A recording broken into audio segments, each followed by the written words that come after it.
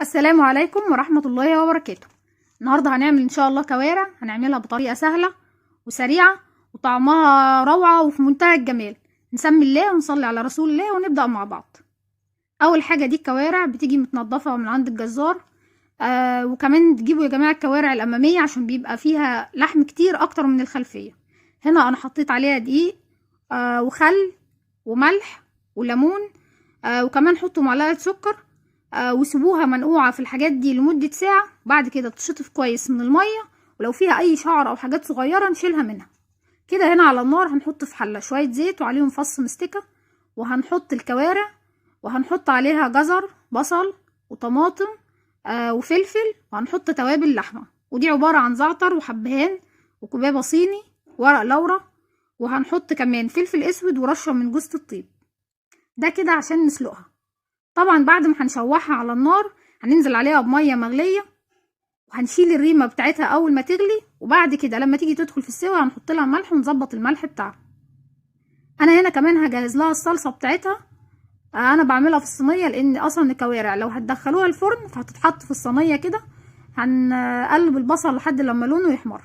اللي عاوز يسويها في البوتاجاز هيحطها في حله على البوتاجاز ويوطي عليها لحد لما تكمل سوا براحتها في الصلصه. الطريقه دي بيبقى طعمها في منتهى الجمال لما الحاجه تستوي في الصلصه.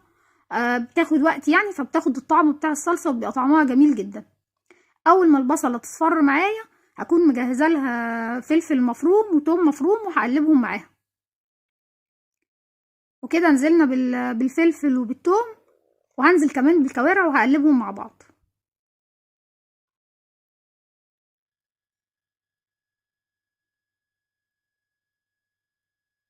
طبعا الكوارع دخلت في السوا يا جماعه، مش ما استوتش خالص، لا هي دخلت في السوا.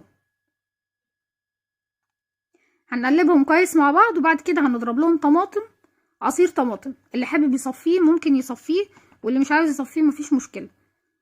وهنزود كمان على عصير الطماطم شويه شوربه من الكوارع. ودي التوابل بتاعتنا، بس ضفنا عليها جنزبيل وقرفه وشويه سكر بس عشان الطماطم. وكده بقى اللي حابب يسيبها على البوتاجاز هيوطي عليها لحد ما تكمل سوا، ولو دخلت الفرن هتكمل سوا في الفرن، وبعد كده تاخد لون تحت الشوايه. وده شكلها بعد ما طلعت من الفرن، ودي الشوربه بتاعتها طعمها روعه. وكمان خدنا شويه من الصوص بتاع الكوارع وحطيناه على الرز والفته. جربوها بالطريقه دي وان شاء الله هتعجبكم. قرايبي اللي نورتوني، ما تنسوش لايك وشير واشتراك في قناه روشا ابراهيم شيف الواحة.